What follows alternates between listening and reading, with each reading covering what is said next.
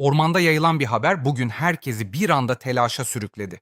İletişim Bakanı Tilki'nin paylaştığı bilgi kısa sürede bütün hayvanlar arasında hızla yayıldı. Haberi duyan orman halkı panikle sağa sola koşmaya başladı. Kaplumbağa kral hemen devreye girerek haberin doğruluğunu sorguladı. Yapılan araştırmada bilginin kontrol edilmeden paylaşıldığı ortaya çıktı. Yanlış anlaşılma paniğe neden olmuştu. Masal Ajansı gerçeğin izinde.